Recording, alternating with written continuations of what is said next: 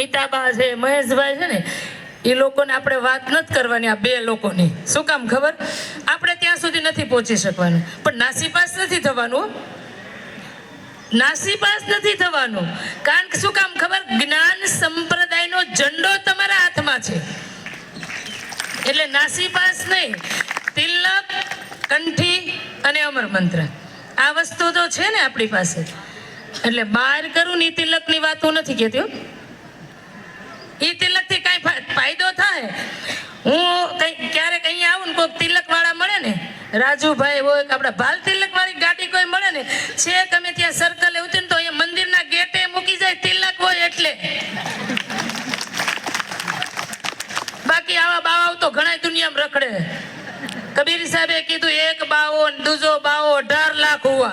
18 લાખ બાવાઓ છે, તમે કેટલાકને નમન કરશો? અને સંતોએ તો બહુ આપણને સરસ બતાવ્યું કે ભેખ દેખી મત ભૂલીએ, પૂછ લીએ ઉનકા જ્ઞાન, મોલ કરો તલવાર કાન, પડી રહન દો મ્યાન. જ્ઞાનની પરખ પહેલા કરવી. અને એટલે તો કરુણાસાગર ભગવાન 253 વર્ષ પૂર્ણ થયા પૃથ્વી ઉપર આવ્યા. એને સ્વામિનારાયણ સંપ્રદાયની સ્થાપના થઈ. વૈષ્ણવ ભગવાન આવ્યા તો વૈષ્ણવ સંપ્રદાયની જે ભગવાનો આવ્યા, દેવીઓ દેવતાઓ, એના નામ ઉપર ધર્મની સ્થાપનાઓ થઈ છે. કરુણાસાગર ભગવાન આવ્યા અને એણે એમ કીધું કે મારે કરુણાસાગર સંપ્રદાય થાપવો છે. તો નિરંજન પુરુષ, આદ્ય શક્તિ, બ્રહ્મા વિષ્ણુ મહાદેવની તાકાત હતી કે પરમગુરુને રોકી શકે આ કહેવામાં? ના. કરુણાસાગર સંપ્રદાય થાપી શકે, પણ પરમ ગુરુ એ નિજના પુરુષ છે અને કૈવલના ઘરનો લક્ષ્ય લઈને આવ્યા છે ને, એટલે કૈવલને એને સાબિત કરાવવા માટે પોતાનું નામ નથી લખ્યું. અને અહીંયા પત્રિકામાં મારું નામ ન હોય તો મને તોબડો ચડી જાય. આ ઉમરાવાળા કેવા રોજ મંદિરે જાય તો આપણું નામ ન લખે, પણ નામ સૌ કોઈ કહે છે અક્ષરથી, એ તો નામ લહે છે અક્ષર ને મન પ્રણવ ઘડે અને પ્રણવ વહે છે ચૈતન વડે. હવે ચૈતનની સામે જોવો તો નામની ભાઈ હું જરૂર કયો? પણ તોય નામ તો જોયું. અહમ છે ને એ જાય જ નહીં. ગમે એટલું જ્ઞાન કથીને અહીંયા અહમ પડ્યો હોય ને, અને જ્યારે અહંકાર નીકળે ને ત્યારે જ કૈવલ ધામના અધિકારી થવાય. અહીંયા હજારની હાડીયું ડ્રેસ ને પહેરીને બેસી ગયા હશો. મુંબરાવાળા ભેંસું નથી રાખતા, પણ અહીંયા કાઠિયાવાડી ઓછા હશે કદાચ. પણ કોકના છોકરાની જાનમાં ગયા 10,000 વાળી સાડી પહેરી હોય, જાનમાંથી ઘરે જાય અને ભેંસોને ચારો નાખવો હોય કે પાણી આપવું હોય તો 10,000 વાળી સાડી પહેરીને ચારો નાખવા જાય. અહીંયા આ બધા ઢોર વાળા છે, લાઈન બેઠીને બધા. તો 10,000 વાળી સાડી પહેરીને તમે ગાય ભેંસ પાસે જાઓ કે તરત જ સાડી બદલી નાખો. બદલી નાખે 10,000 વાળી સાડીને ડાઘ ન લાગે એટલે સાડી બદલાઈ જાય છે, બધું બદલાઈ જાય. પણ ભગવાન સુધી અને સાડીને ડાઘ ન લાગે એટલે સાડી બદલીએ છીએ. અહીંયા કચરો, અહીંયા મસ્ત મજાનું કાયમી ઉમરા ગામ એટલું, અને એટલા યુવાનો તરવરિયા છે ને કે એને પ્રોગ્રામ કરવો હોય ને સાંજે નક્કી થાય ને તો સવારે રાતે મંડપ બંધાઈ જાય. અહીંયા એટલું ખબર નહીં આ શક્તિ આ લોકો લાવે.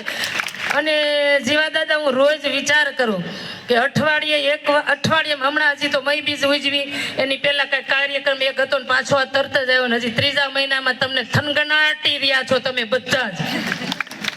સુખાનંદ બાપજીનો નિર્વાણ દિવસ ઉજવવા માટે આપણે રેડી છીએ. તો મને એમ થાય કે ઉમરા ગામ થાકતું તો નથી. આટલા જ્યારે સુખાનંદ બાપજીનો નિર્વાણ દિવસ આવશે ને, MP સુધીના લોકોની હાજરી અહીંયા હશે. હું કહીને આવી છું.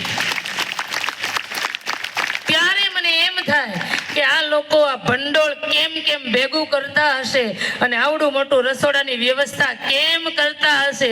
જો પ્રગટ રઘુરામ મહારાજ પ્રગટ છે અને એની દ્રષ્ટિ જ્યાં સુધી પડશે ત્યાં સુધી આંચ નહીં આવે તમને. આવા મહાપુરુષની ચરણ રજ આ પાવન ભૂમિ ઉપર પડી છે ને, એટલે તમારામાં જુસ્સો, જોમ, તાકાત અને આ બધું જ તમારામાં છે.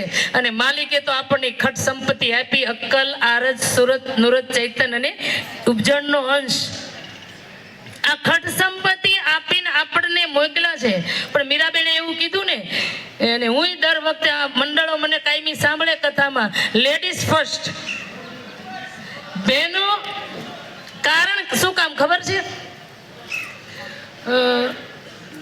બીજા બેન બોલ્યા હતા કે રસોડું લેડીઝના હાથમાં, અને 100%ની સાચી વાત છે. અહીંયા 10-15 બહેનો આવ્યા છે, દક્ષાને એક છોડી દો, સિવાયની બધી બહેનો 50 કિલોની અંદરની હશે જોઈ દો. હું એમપીની બોર્ડરે હતી, લગભગ ત્યાં એવો રિવાજ કે સંતો સ્ટેજ ઉપર આવે એટલે દર્શન કરવા આવે ને બધા, તો એક શ્રીફળ, ઈ કબીર વાળું પહેલેથી ચાલ્યું આવે, એક શ્રીફળ હાથમાં હોય, 10 રૂપિયાની નોટ હોય ને સંતોના હાથમાં આપે, અને લગભગ 100 જેટલા બહેનો હતા, અને 100 શ્રીફળનો ઢગલો જો ટ્રક ભરાય એટલો, તરત જ પ્રસાદી થઈ જાય. પણ એટલી બધી લેડીઝો, કહેવાનો મારો મતલબ એટલી બધી લેડીઝો આવે દર્શન કરવા, પણ 80 કિલોની લેડીઝ મેં અત્યાર સુધી કોઈ દી આદિવાસી વિસ્તારમાં નથી જોઈ. અને આપણે સુરત સરસ રીતે મોડે બધી જ ઉપાસના આવડે છે, પણ અર્થ જ ખબર નથી. તો જવાશે આગળ? તમે જ કહો મને. જ્યાં સુધી તમે, હું અત્યારે તમને ખબર પડશે હું શું બોલું છું, તો તમે મારી જોડે એક થઈ શકશો કે આ બેન શું કહેવા માંગે, ગડગડ બોલી જાય છે. આવું ગડગડ બોલવા જેવું થાય જો આપણી અંદર એનો અર્થ ના સમજાય તો. એટલે અર્થ સમજવો એટલા માટે કે પરમ ગુરુનું જ્ઞાન જાણવું, સમજવું અને પછી એને આચરણમાં લાવવું. આટલી મોટી જવાબદારી આપણી બહેનોની છે. કારણ કે જો આ જ્ઞાન સમજશું, જાણીશું, આચરણમાં લઈશું, તો પેલા છોકરાઓ આપણા કહેશે કે જો મમ્મી આ રોજ આ કરે છે તો મારે આ કરવું જોઈએ. મમ્મી નીતિ નિયમમાં રહેશે, રોજ સવારે વહેલા ઉઠાય, વહેલા ઉઠીને રોજ સવારે વહેલા ઉઠવું એ તો સૌથી પહેલું આવશ્યક છે. નિત્ય નિયમમાં, રહેણી કરણીમાં જોજો ગાદગતિમાં કે સંતની રહેણી કરણી, હરિજનની રહેણી કરણી બધી આપેલી છે. થોડોક તસદી લેજો અને જોજો કે કેવી રહેણી કરણી આપણી હોવી જોઈએ. આપણી અંદર રાગ દ્વેષ ના હોવા જોઈએ, આપણી અંદર માન અપમાન ના હોવું જોઈએ, આપણી અંદર પરમ ગુરુ સિવાય બીજી કોઈ જગ્યાએ પ્રીત ના હોવી જોઈએ. આપણે અવ્યભિચારિણી ભક્તિ કહેવાય. કેવી અવ્યભિચારિણી ભક્તિ. વ્યભિચારિણી ભક્તિ એટલે ખબર છે? એક સ્ત્રી અનેક પુરુષો પાસે જતી હોય ને કહેવાય વ્યભિચારિણી, બરોબર? તો આપણે આ વૃત્તિરૂપી સ્ત્રી અનેક દેવતાઓને પૂજે છે, અનેક દેવતાઓને પોતાના માનીને એમની પાસે માગે છે, આ આપો, આ આપો, આ આપો, આ આપો. આ વ્યભિચાર છે. એક જ પતિ છે, એક જ પરમાત્મા છે, એક જ કેવલ કરતા છે. જ્યાં તમારી વૃત્તિ કન્ટિન્યુઅસ એક જ બાજુ કેવી કેન્દ્રિત થયેલી હોય. જેવી રીતે અર્જુને પેલા પક્ષીને આંખ કરવા માટે શું કર્યું હતું? એ શું જોતું? બીજા બધાને જુદું જુદું દેખાતું હતું. અર્જુનને શું દેખાતું હતું? આંખ, એકલી આંખ, પક્ષીની આંખ દેખાતી. એવી રીતે આપણી એક વૃત્તિ કેન્દ્રિત થઈને ક્યાં હોવી જોઈએ? પરમ ગુરુની જાણમાં. પરમ ગુરુ કોઈ અત્યારે જો સાંભળો, પરમ ગુરુ આપણી સાથે અત્યારે હાજર નથી, પણ એમ જાણ રૂપે અહીંયા આગળ આપણે મંદિરમાં જોજો બધા રંગોળી કરે છે. રંગોળીમાં પુસ્તક રૂપે પરમ ગુરુની જાણ ઊભી છે અને પરમ ગુરુને ઊભા રાખેલા છે. જોજો બધા. કોઈ પૂછે કે તમે કેમ આવી રીતે પગ આગળ આવી રીતે પુસ્તકો, તો કે નહીં, આ જાણ રૂપ છે, એમાંથી પરમ ગુરુ પ્રગટ થયેલા છે આપણા માટે. તો કે પુસ્તકોમાં જ્ઞાન, એમના પુસ્તકો એટલે કયા ગ્રંથો? કયા ગ્રંથો? ચેતન ગ્રંથો છે. ભાઈ આપણા સ્વસંવેદ એક ચેતન ગ્રંથ છે. કેમ? કોઈ કહેશે કેમ ચેતન ગ્રંથ છે? બીજા બધા ગ્રંથો જો ગ્રંથ છે એમાં લખેલું છે, કાળા અક્ષર છે, ચોપડી છે, પ્લાસ્ટિક આપણે કાગળના પેલા છે, પુઠ્ઠું બનાવેલું છે, એમાં તમે કયું ચેતન જોયું ભાઈ? ના. આ વાણી જ્યાંથી આવી, જે વખતે પરમ ગુરુ બેસતા હતા અને આજુબાજુ લૈયા બેસીને બધાને પાસે એક ચોપાઈ બોલાવીને 18 ગ્રંથો વારાફરતી લખાવતા હતા. એ કેવા શતાવધાની હતા. શતાવધાની એટલે ખબર છે? બધી બાજુ ધ્યાન હોય. અહીંયા કીધું પંચમમાં લખ, અહીંયા કીધું વિશ્વ વિદ્વમાં લખ, અહીંયા કીધું અગાધ ગતિમાં લખ. વિચાર કરો, આમ આવી રીતે બધા પાસે લખાવે તો એક ગ્રંથ એક વસ્તુની પૂરી માહિતી જેની પાસે છે એ જ આવું કરી શકે, બાકી તો કરી શકે નહીં. જેણે આ જગત બનાવ્યું છે એની બધી મિલકત કેવલ કરતા માલિકની સૃષ્ટિની અંદર જગત રચનામાં સ્ત્રી અને પુરુષ બંનેનો સમાન હક છે. પુરુષ છે એ બીજનું રોપણ કરે છે અને માં એ ધરતી છે એ બીજને સાચવે છે. તો રોપણ તો થઈ ગયું, પણ 9 મહિના સુધી વેદના કોણ વેઠે? તો કે માં વેઠે છે. અને મારી બહેનો એટલા બધા ડાયા છે અને એટલા બધા ભોળા છે. શું કામ મીતાબા ખબર તમને?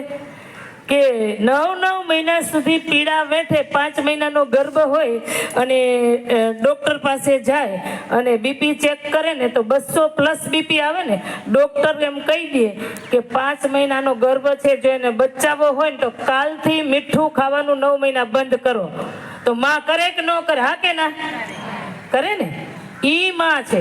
તમને આજે એક દિવસ મીઠા વગરનો અહીંયા અમારા ભાઈઓએ ખવડાવ્યો હતો તો ઘરે જઈને બજારમાં જાતા જાતા વાતું કરે, કાંઈ ખાવાનું નહોતું કે તમને એક ચપટી મીઠું ઘટે. તો જે જનની છે, જનેતા છે, જે માં છે, એ 9 મહિના મીઠાનો ત્યાગ કરી અને એક બાળકને જન્મ આપે. અને વડીલો એવું કહેતા હોય કે એક બાળકને માં જન્મ આપે ને એ વેદના છે ને, એ પીડા, એ દુઃખ, એ દર્દ એ માને અને માલિકને બેને જ ખબર હોય. ઈ માં છે. આવી પીડામાંથી તમને મોટા કર્યા, ઉછેર્યા. પછી તમારે અહીં સુરતમાં તો સારું, પણ અમારા કાઠિયાવાડી કોક બેઠા છે કે વૈયા ગયા મને નથી ખબર, પણ અમારામાં એવું છે, દીકરા જુદા થાય ને એટલે એમ કે માં ને બાપા તું લઈ જા, મોટો એમ કે નાના ને તું લઈ જા, નાનો મોટા ને કે ભાઈ તમે રાખો, મારી ઘરવાળી ને બા ને બહુ બને નહીં ને કે તમે લઈ જાઓ. કે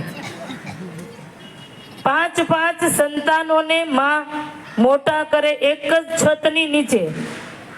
ઈ 5 દીકરા મોટા થાય અને 5 બંગલા થાય ને ત્યારે એક માં વધતી હોય, માં કોઈને જોઈતી ન હોય, ત્યારે એમ થાય કે ભગવાનને મંદિરે તમે 7 વખત આવો ને કોઈ જરૂર નથી.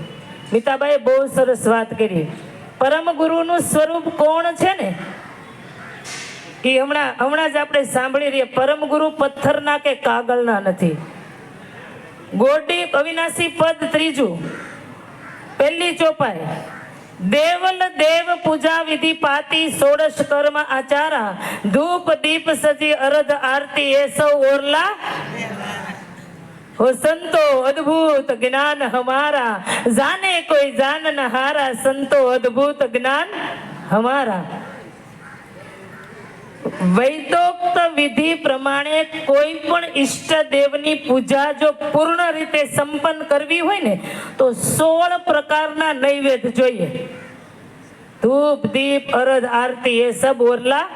પરમગુરુ કે તમે 16 વિધિથી કદાચ ઈષ્ટ દેવની પૂજા કરો ને તો ઈ બાહ્ય ઉપાસના છે, ભીતરની નથી. તો ભીતરની ઉપાસનામાં જવા માટે શું કરવું પડે? તો કે મીતાબાને મહેશભાઈને સાંભળવા પડશે. ઉમરાવાળા એટલા મોટા ભાગ્યશાળી છો કે તમને બેયનો સત્સંગ મળે. હું સૌરાષ્ટ્ર ઠેઠ રહું, હું વિડિયા તો રોજ મીતાબાનોય જોઉં, મહેશભાઈનોય જોઉં છું, પણ વિડિયામાં જોઈએ ને લાઈવ મળે ને એ કારણ કે સામે ઉર્જા મળે તમને. અને ઓલું તો કાચ આડો આવી જાય ને, મા બાપ જીવતા હોય ને એટલે આમ આ પડવાથી ઓલા પડવે આમ પરાયણે પગે લાગે માને ને બાપાને, પર લાગવું પડે સમાજને ખાતર. હવે 1 વર્ષે માન બાપાને પગે લાગતા હોય, ધ્યાનથી સાંભળજો. પછી ઈ વયા જાય ને ધામમાં, પછી ફોટા ટીંગાડી દે. ફોટા ટીંગાડે ને રોજ નવો ફૂલનો હાર ચડે. બાપા જીવતા હારા રોટલા દીધા તો ફૂલની જરૂર નહોતી.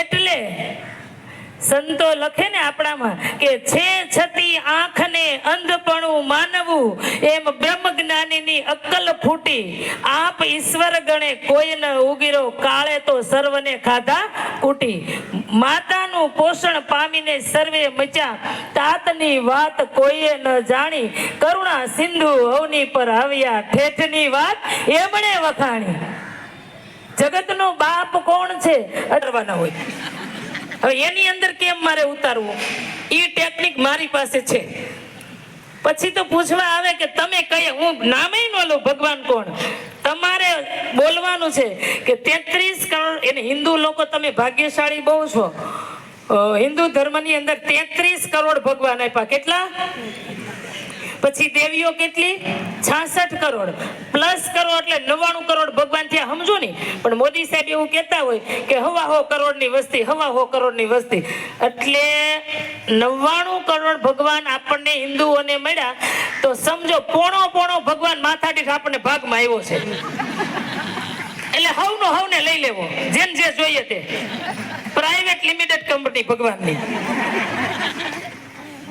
પણ સંતોએ કીધું છે કે એક છે હરિ એક છે દૂજો ન જાણો જરી એક છે હરિ એક છે આ વિશ્વને બનાવનારો જગતનો માલિક સર્જનહાર પુરુષ એક જ છે અને જેને જગત સર્જ્યું છે એ પુરુષ કોઈ દી આ પૃથ્વી ઉપર આવતા નથી તો દુનિયાના ભગવાન તો આવ્યા છે અને ગયા છે જન્મે એને મરવું પડે આવે એને જવું પડે તો આ જગતનો બાપ સર્જનહાર કોઈ દી આ પૃથ્વી ઉપર આવતોય નથી અને જતોય નથી આજે મંદિરે આ પાવર વધારે બળતો હશે તો આવતો મહિનો બિલ નો આવે તો 500 રૂપિયા વધારે ચડીને આવ્યા હોય અને આપણને એમ થાય કે આ વખતે નથી ભરવું બીજા બિલે બીજા 500 ચડીને આવે 3 બિલ ન ભરો ને એટલે ચોથું બિલ નો આવે કનેક્શન કપાઈ જાય ને તો મોદી સાહેબને કાપવા આવવું પડે તો કોણ આવે એના માણસો આવે